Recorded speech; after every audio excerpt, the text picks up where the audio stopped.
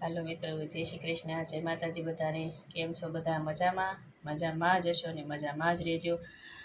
ને આજે છે ને રવિવારની રજા હતી ને શનિવારની રજા હતી. અમારે બીજો મહિનાનો બીજો શનિ રવિ ને ચોથો શનિ રવિ, 4 રજા આવી અને વચ્ચે 2 રવિવાર આવે, એમ કરી 6.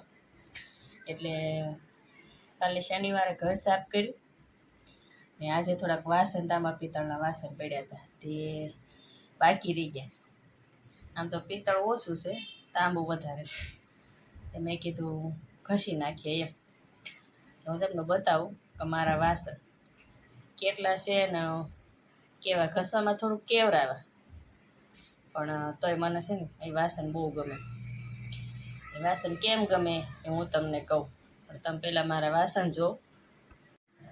આ વાસણ છે, હજી બીજા પડ્યા છે અંદર, પણ હવે છે ને કેવું થાય કે 6:15 થઈ ગયા. આજે બધું વધારાનું કામ કર્યું એ મારે કાંઈ ટાઈમ રહ્યો ને એટલા બધા વાસણ ઘસવાનું, તમે થોડાક ઘસી નાખો ને ત્યારે પછી બીજા કાલે હાલના કામ ઉપર જઈને આવી ને પછી ઘસી. એટલે આ વાસણ મને ઘણા માણસો કે એટલા બધા વાસણ તાંબા પિત્તળના ન રખાય, કે આ બધા હાચવવા પડે ને ઘસવા પડે ને. પણ આ વાસણ છે ને મારા માટે અમૂલ્ય છે. એ કારણ તમને હું કહી દઉં કે આ વાસણ મારા મોટા ભાઈના દીધેલા છે. મારા મોટા ભાઈ આ દુનિયામાં અત્યારે નથી, એટલે હું આ એક પણ વાસણ હું વેચવા માંગતી નથી.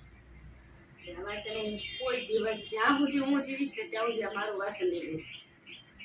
જે મને કહેતા છે ને એને હું ખાસ કરીને કહી દઉં કે અમારું એક વાસણ કોઈ દિવસ નહીં વેચે. જ્યારે હું ઘર સાફ કરું ત્યારે માણસો જોઈને તો મને એમ કે આટલા બધા વાસણ હું લેવા રાખ્યા, આટલા બધા વાસણ હું લેવા રાખ્યા, વેચી દેવા.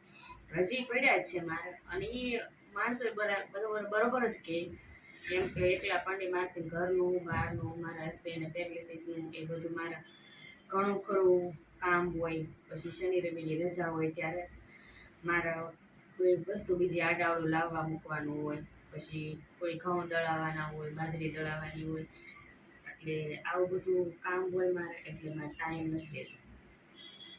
પણ તોય હું આ વાસણ તો જ્યાં હું જે રહીશ ને ત્યાં હું આ વાસણ નહીં બેસું. પછી મારા છોકરાને જે કરવું હોય એ કરે, બાકી આ વાસણ તો મારા માટે બહુ અમૂલ્ય છે. એટલે આ વાસણ તો કોઈ દિવસ નહીં બેસું. ને જો આ વાસણ હું ઘસી અને મસ્ત મજાના કરીને વળી પાછી પેક કરીને મેળામાં મૂકી દઈશ.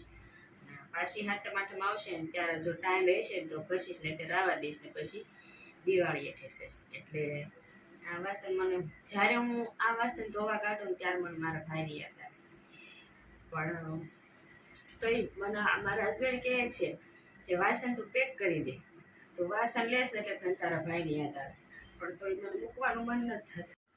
ને આ જો અમારે બે ગયા સાંજે હવે સાંજે મારા બે છે ને હું હવે જાઉં છું બધા વાસણ ઘસવા. એટલે ધીમે ધીમે જેટલા ઘસાય એટલા આજે ઘસી નાખું ને બાકીના પછી કાલે ને પછી મેળામાં સડાવવાના થશે ને ત્યારે છોકરા સડાવી દેશે. આપણથી તો ભાઈ મેળામાં સડાતો નથી. નીચેનું બધું કામ થાય, ઝાપડ ઝૂપટમાં બધું. એમ તો મારા છોકરા મદદ કરાવે, પણ બીજું બધું મારે ઘણું ખરું કામ હોય. છોકરાએ ઘણી વાર તો ખીજાઈ જાય છે કે રહેવા દે ને, તું થાકી જઈશ. પણ ઘર છે એટલે ચોખ્ખું તો રાખવું જ પડે. એ તો આપણે ગૃહિણીનો બધું સંસાર છે. ઘર સાફ રાખવું, ઘર સાચવવું, ઘરમાં કેવી રીતે રહેવું. એટલે થાકવી કે ન થાકવી પણ કરવું તો પડે. એટલે હું કોઈ કાળા હિંમત ન હારી અને હું મારું કામ તો કરી જ નાખ. પછી ભલે જે થવું હોય એ થઈ જાય, તાવ આવી જાય ને તોય ભલે. બાકી કામ તો હું 2 દિવસની રજા હોય, 1 દિવસની હોય તો બધુંય વધારાનું કામ કરી નાખું. કેમ કે જો સવારે મારે વહેલા જવાનું હોય ને એટલે ઘણીવાર મારે ઘણું કામ રહી જાય વધારાનું. કોઈક દિવસ તો મારે કપડાં બહુ ઝાઝા ભેગા થઈ જાય, એટલે પછી આ બધું હું છે ને રજાના દિવસે કરું. આ ઘણીવાર મને કહે કે ઘડીક આરામ કરી જા, થાકી જશે, આરામ કરી જા, થાકી જશે. આરામે કરી લઉં હું પછી બપોરે. તો રજા હોય ત્યારે હું હોઈ જાઉં 1 કલાક. પણ કામ તો મૂકવાનું જ નહીં, કામ તો ચોખ્ખું જ રાખવાનું. એટલે તમારા ઘરમાં કોણ કોણ નોકરી કરે છે ને તમારા ઘરમાં કોણ કોણ જાય છે કામે, ને ક્યારે ક્યારે રજા રે તમે ઘર સાફ કરો છો કેવી રીતે, ક્યારે ક્યારે કરો, તહેવારમાં કરો કે અઠવાડિયે કરો, એ મને કમેન્ટમાં જરૂરથી કહેજો. હું તો જ્યારે મને 2 મહિને 3 મહિને ટાઈમ મળે ને ત્યારે કરું, અને અઠવાડિયે વધારાનું કામ કરું. તમે લાઈક શેર ને સબસ્ક્રાઈબ કરી દેજો મિત્રો. વિડીયો સારો લાગે ને તો સબસ્ક્રાઈબ કરવાનું ભૂલતા નહીં. જય માતાજી, આવજો.